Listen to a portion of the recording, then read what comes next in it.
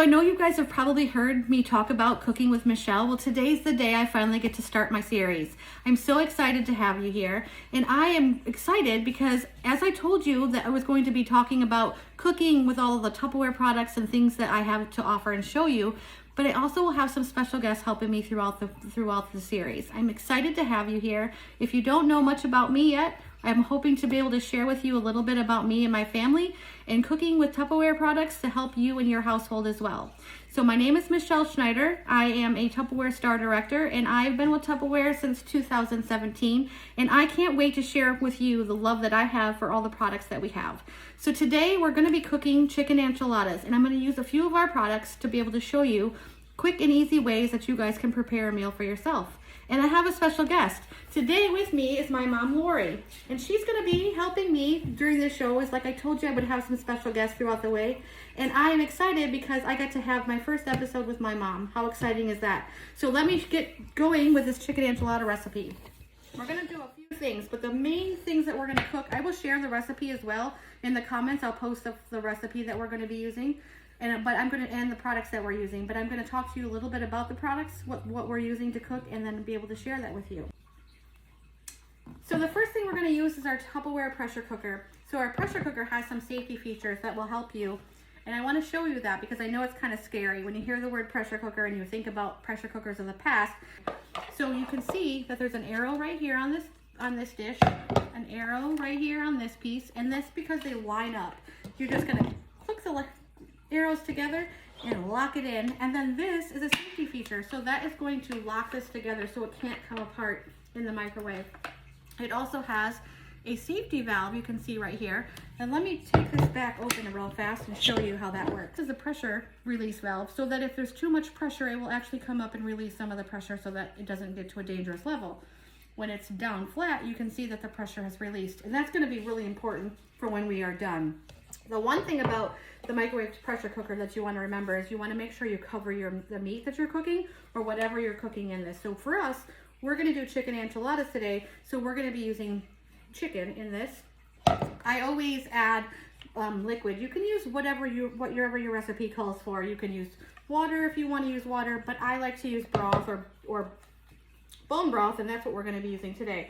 So I'm actually going to put a little bit of this in the pressure cooker. And then I'm going to add the chicken right into this container, and I'll show you that as well.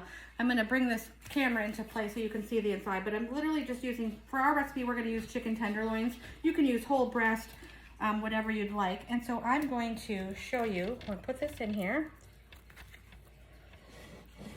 Go back here a little bit. I'm going to put that in there so you can see that I have the chicken in here.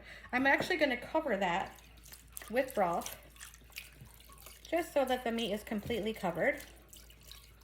That's probably good. Let me get my trusty tongs out here, and so I can move this around a little bit. But I'm going to put that all underneath there so you can see that it's completely covered. We're going to put this right in the microwave. Yep, I said microwave. We're going to put this lid on, make sure it's all latched together. Line up the arrows. Turn that. You can hear it kind of click a little bit. Lock down the lock. Now look at this, is completely sealed together, and I'm going to put this in the microwave, and while this is cooking, we'll go ahead and show you how we're mixing all the other ingredients together for our chicken enchiladas. So let me put this right in the microwave. That way you can, I'm going to move this just a little bit so you can see. You stick this in the microwave. I'm going to put this in the microwave for 15 minutes. When we take it out, you'll see what I'm talking about with that. I don't know how to use your microwave. Have that going in the microwave. We're going to cook that for 15 minutes, and while that's cooking, then we can start mixing our other mixture together here. Let me move this out of the way. My mom is going to start mixing up some of the ingredients. So we use 1 can of cream of chicken soup. Put this in a bowl big enough that you can put all your shredded chicken in with it afterwards.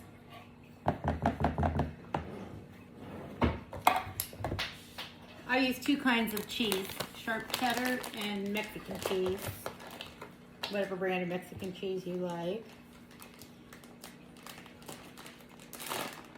Depending on how many enchiladas you make, we're going to make about 8, did we decide? Yeah. However much the filling goes. This is just, you kind of eyeballed. I'm a cheese fanatic, so I put a lot of cheese in. And I put that. I use my queso. Probably the same amount. And then I'll put some more on top afterwards. And usually my queso is white, but this is yellow, so you can't really tell the difference. But there are two kinds of cheese there. We have a 1 pack of cream cheese that we're going to end up spreading on our tortillas. But we like to take a little bit of that, just a little bit, and measure it and mix it into this mixture too. So when we're done with it, when the chicken's all done, we'll add that shredded chicken to this mixture as well. So she's gonna mix that up. I was just telling Michelle too, depending on, we got some bland eaters here. Depending on it, you could spice this up however you like your Mexican dishes. While we're waiting for the chicken to cook, I'm just taking this cream cheese, which I took it out of the fridge kind of early so it softened, and I'm spreading it on the tortilla. I'm just doing this to keep them from... That way we don't have too many.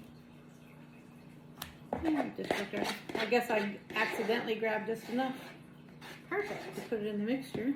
Yeah, if we were, if you would like onions or anything like that with your enchiladas, this recipe doesn't call for that. Peppers, whatever you'd like.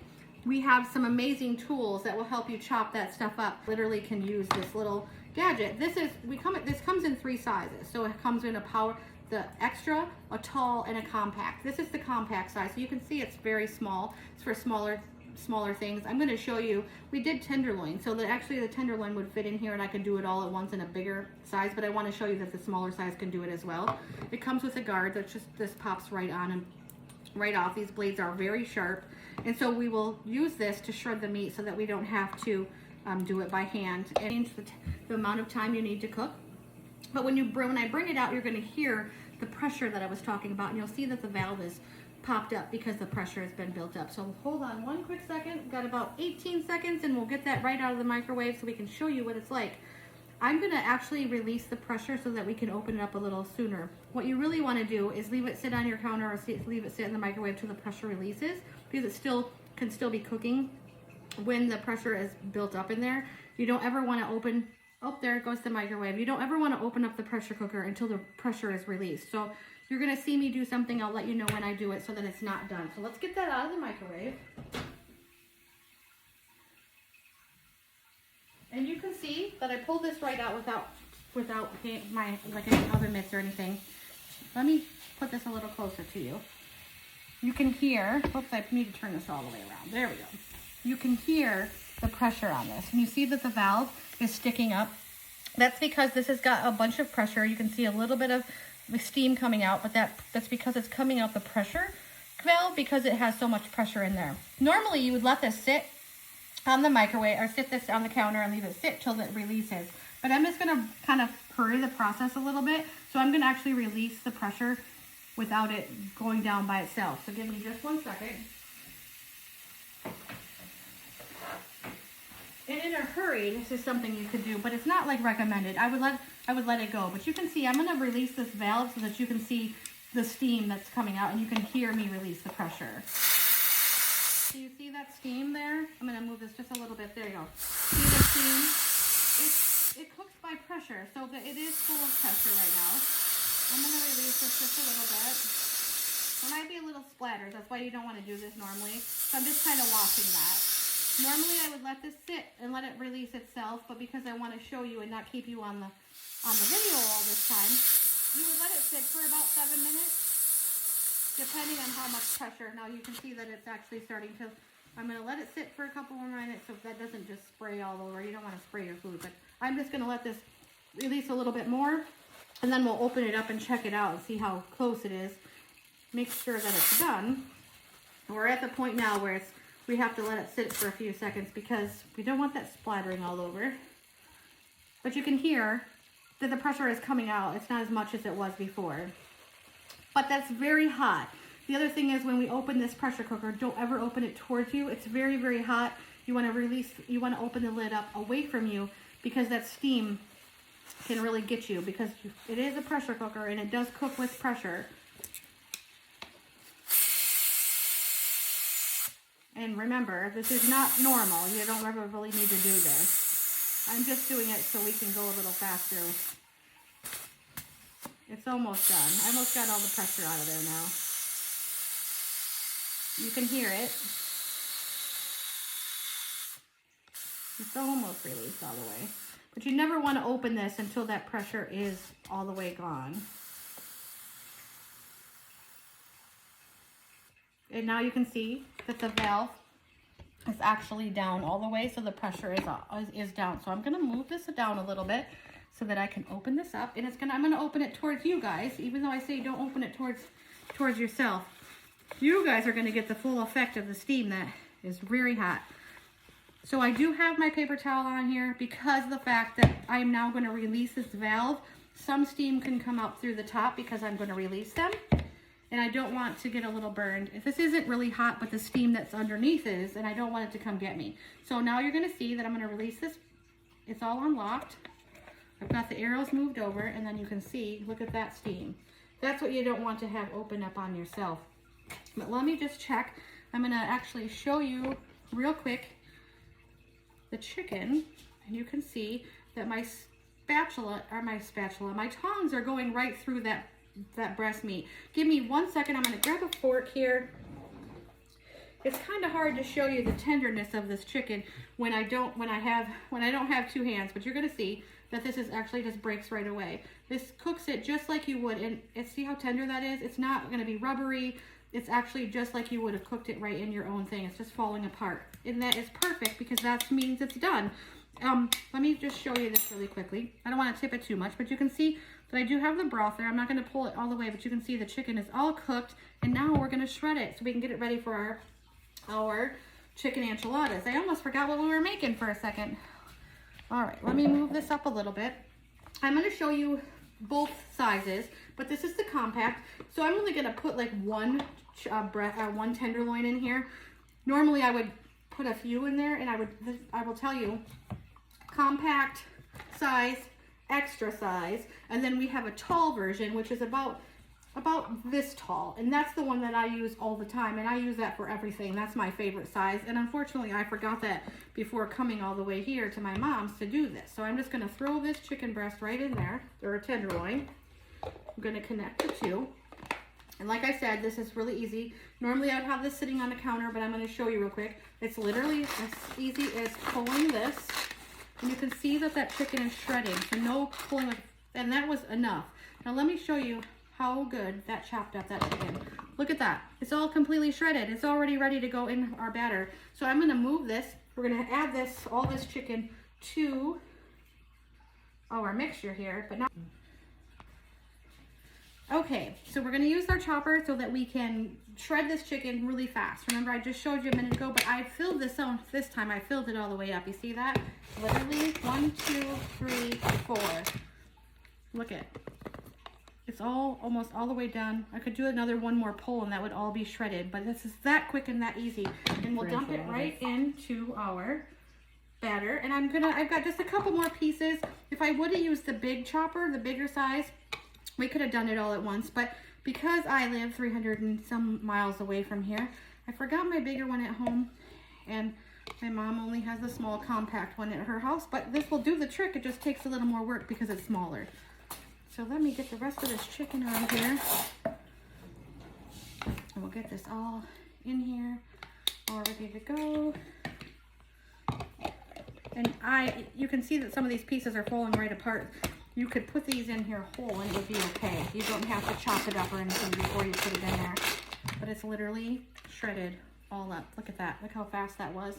And if we had the tall one, it would all be all done. So we're going to take this mixture and we're going to mix it all up, mix it all together. My mom's going to mix that up. I'm going to finish shredding the last little few pieces so that we have it all done.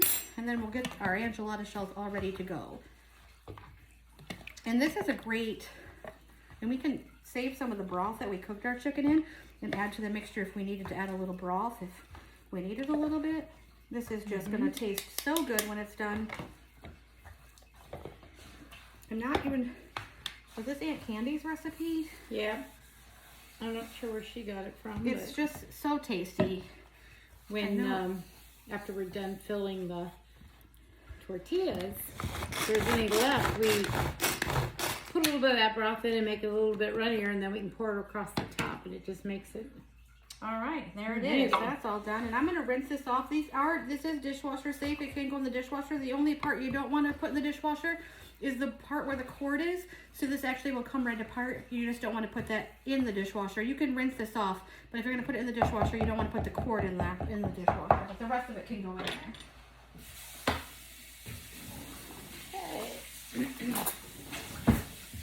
So I'm going to take these tortillas that we spread the cream cheese on. Take a nice scoop of this mixture. You're going to have to play with it to see how much you actually want on there.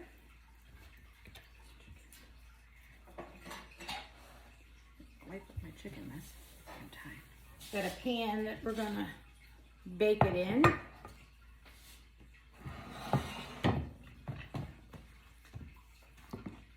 And then we're going to roll this up and lay it in the pan. Look at that. Oh, I can't wait. These are going to be so good. It's one of the things I love when I come here is if my Aunt Candy's not making them, my mom is, and these are so yummy. And of course, when I make them at home, they don't taste the same because they didn't make them. It takes their love to make it work. Two. Okay.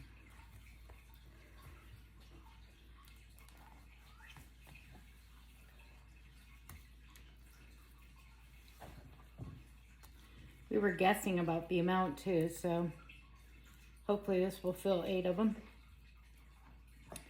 We'll fill you in on the details when we're done. I can't wait. This is going to be so tasty. I'm already hungry. I had a big lunch, but this looks making me more hungry. Well, smelling that chicken in that pressure cooker. The whole house smells like chicken now. And you can cook everything. And that one thing about the pressure cooker that's really nice is you can actually, let's say you forgot to unthaw some meat for dinner and you needed to make a dinner. You can actually cook it frozen. It just takes a little bit longer. But if you forgot, like say you want to cook a roast and you forgot to take it out, you can put that roast in the pressure cooker frozen. It just will take a little bit longer, but it will come out just the same. It's such a time saver, especially if you need to have a quick meal and you weren't prepared, or you had people show up that you weren't expecting, like my mom had recently. You could actually throw in frozen and cook it right in the pressure cooker as well. It's pretty amazing. Oh, look at that. We're gonna have just enough room. Yeah, I think we did pretty good on the mixture. Guessing on the mixture too. And I think we'll just do this one. Yeah. I don't know if we have anything left to put on top either.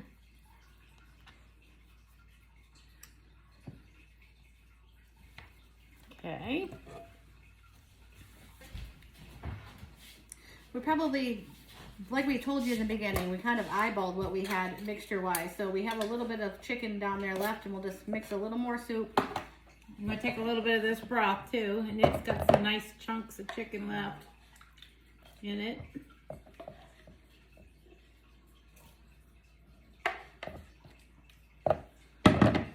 Yeah, mix a little bit of that up and we'll pour it over the top with some cheese. Oh yeah, we're going to always add some more cheese. You can never, in our house, you can never have enough cheese.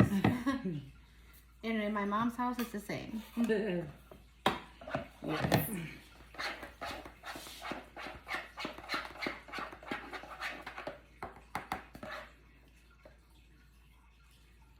Oh my goodness, that looks so good. I can't wait.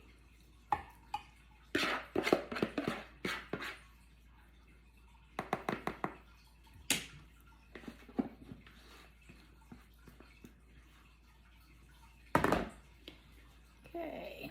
Yay, that looks so good. It smells so good.